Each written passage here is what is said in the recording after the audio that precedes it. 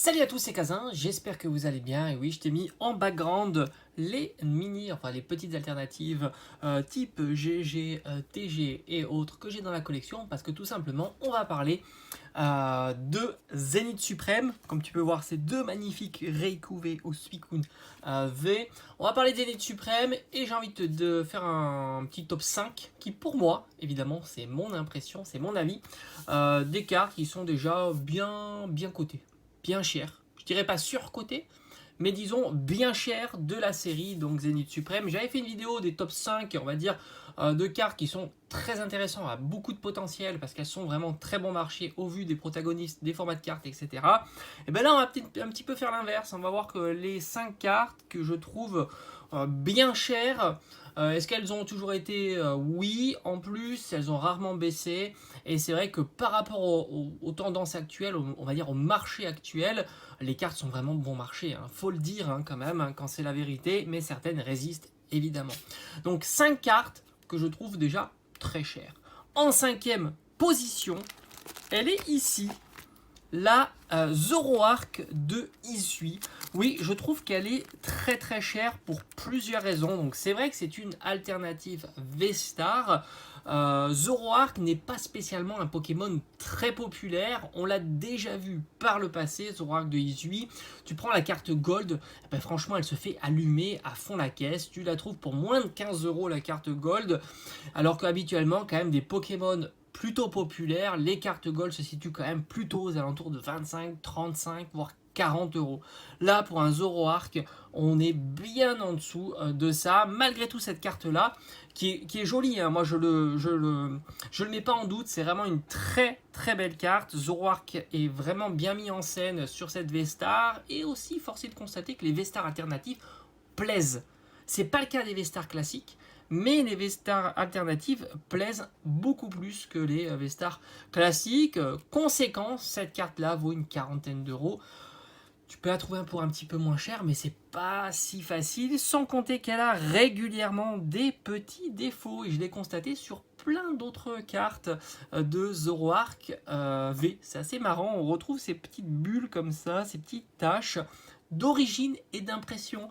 Voilà, donc faut compter pas moins de 40 € pour cette carte là. Je la trouve relativement chère au vu du protagoniste qui est mis en scène, et franchement, quand je vois le top 5 des cartes vraiment bon marché, j'avais mis lui, parce que voilà, là c'est le même format de carte, alternatif, et c'est pour moins de 15 €. Voilà.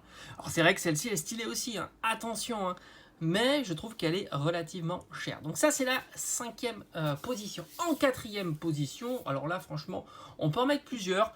J'ai décidé de mettre Philali V-Star. Voilà, Philali V-Star, je la trouve relativement chère. Philali n'est pas du tout un Pokémon populaire pour les évolutions.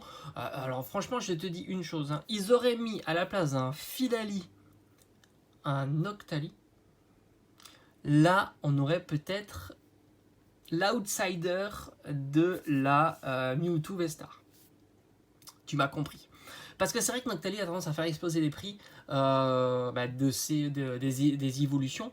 D'ailleurs, tu peux le voir sur Evo Céleste, le Noctali est plus cher sur toutes les formats de cartes, les VMAX, il est 2-3 fois plus cher, et ainsi de suite, les Full Art, les alternatives, etc.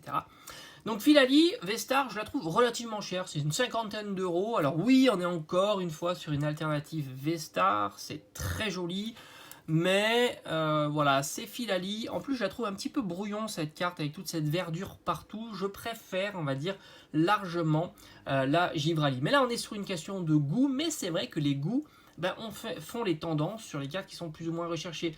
Si beaucoup de personnes préfèrent ce type de carte là ou ce Pokémon là, du coup la demande est plus forte par rapport à l'offre, et du coup les prix augmentent. Moi je trouve que Philali, je le trouve un peu moins sympa que le Givrali V-Star.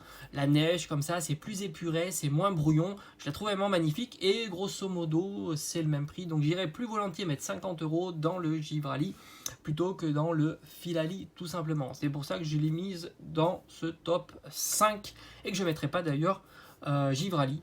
Voilà. Mais là, on est quand même sur une affaire de goût.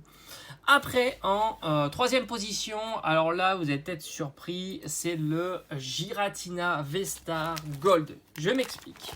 Je m'explique. Elle est ici, voilà. D'ailleurs, les deux sont dans le classement, tout simplement parce que, alors pour moi, alors on est sur la V-Star. Là aussi, force est de constater qu'il y a un petit intérêt. Parce que d'habitude, les Gold, elles sont ratiboisées.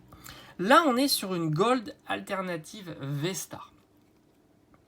C'est une carte que tu trouves aux alentours de 55-60 euros. En neuf, évidemment. Tous les tarifs sont donnés pour des cartes sorties de booster. Quand je dis sortie de booster, c'est attention, elles sont toutes sorties de booster. Mais sortie de booster, mise sous sleeve, bien rangées, etc. Alors, il faut savoir que, bon, en plus, on passe l'histoire des ETB buggés, où tu pouvais avoir 10 gold dans une ETB. Ça, maintenant, tout le monde a oublié. Hein. Faut pas imaginer que c'est dans les têtes de tout le monde. Et ceux qui achètent les cartes, ben, ils regardent le prix de la carte en ce moment, et puis ils se disent, bon, ben, c'est plutôt intéressant, j'ai envie de l'avoir dans ma collection, c'est pas trop cher, etc. Sans compter que maintenant, les ETB, on les retrouve plus. Hein, voilà. Donc, sauf ceux qui l'ont gardé en scellé, mais c'est pas pour le vendre 50 ou 60 euros maintenant. Donc, ça reste une carte qui est assez chère, je trouve, parce qu'en fait, ils ont loupé le coche. Pour moi, personnellement, ils ont loupé le coche de cette carte. Ça aurait pu être des cartes exceptionnelles, vraiment exceptionnelles. Je ne te parle pas du fait qu'il y a eu des pools, le pool rate sur les ETB. C'est tout simplement, qu'est-ce qui cloche dans cette carte ? Le Pokémon est beaucoup trop petit. L'idée est géniale, une alternative Gold géniale, fallait foncer. Mais mets le Pokémon mieux en scène, bon sang, c'est pas possible. Du coup, on a quand même du mal à comprendre un petit peu tout ce qui se passe. L'histoire qui est donnée dans la carte, c'est joli, mais c'est pas exceptionnel. Et c'est ce qui a un petit peu pêché pour moi sur les V-Star Gold. Mais il est forcé de constater que quand bien même ils ont fait ce format-là, ça a été plus attractif que les anciennes Gold que tu peux trouver à 20 balles. Un Baujan X, c'est 20 euros, voilà, typiquement. Voire même moins. Moi, je les ai eu à la sortie à 15 euros. À la sortie, hein. À la sortie. Et un Dingloo, c'est encore moins. Donc, franchement, je trouve que voilà, 50-60 euros, ça reste assez cher pour ce format de carte-là, parce qu'au final, ils ont loupé le format. Pokémon 2 fois plus grand, plus lisible. Et là, je pense qu'ils auraient cassé le game complètement sur ces formats de cartes-là. Donc, je la mettrai en 3e position avec, évidemment, aussi Arceus. Alors, force est de constater que Dialga et Palkia, je crois que c'est Dialga, Palkia. Je crois que c'est ça. C'est Dialga et Palkia sont quand même beaucoup moins chers. Je crois que c'est 30 euros. Donc du coup ça va, je trouve qu'elles sont plutôt accessibles. Je sais pas pourquoi j'arrive jamais à sortir de ces... Ça doit être la chaleur qui fait ça.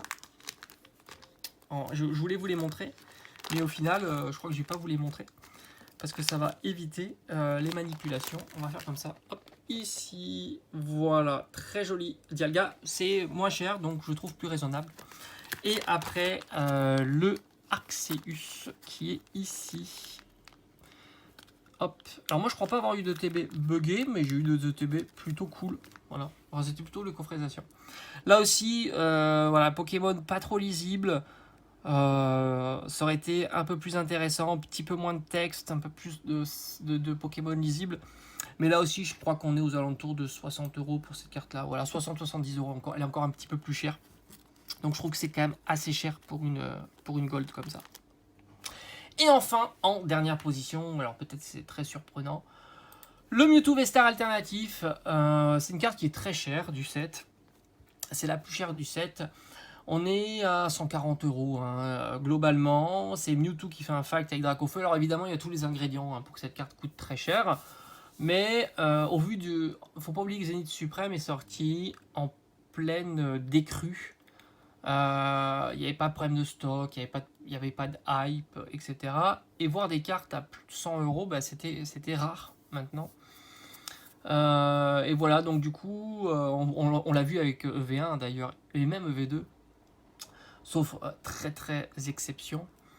Du coup, elle est relativement chère, elle est très jolie, hein, ça il n'y a pas de souci, c'est vraiment une très belle V-Star alternative. Mais ça reste à 130-140 euros, ça reste un gros budget, surtout par rapport à la tendance actuelle. Et elle a été plutôt très stable. Je ne l'ai jamais vu s'envoler à 200-300 euros. Je ne l'ai jamais vu s'effondrer à moins de 100 euros comparativement à certaines cartes. Donc ça reste une carte qui est quand même très solide, ancrée un petit peu à ses tarifs. Et malgré tout, il y a quand même pas mal d'offres hein, aux alentours de 130, 140, 150 euros. Donc il y a de quoi se faire plaisir. Il n'y a pas de grosse demande hein, sur cette carte-là. Et par conséquent, c'est plutôt assez équilibré.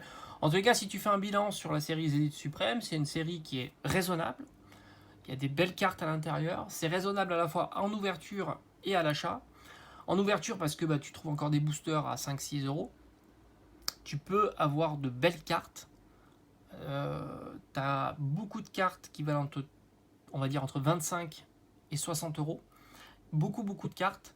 Les prix sont hyper stables. Et il y a encore de bonnes affaires à faire évidemment sur cette série là. Voilà, j'ai fait un petit bilan sur cette série. J'espère que ça t'a plu. Et puis on se dit comme d'habitude à bientôt sur la chaîne. Ciao ciao.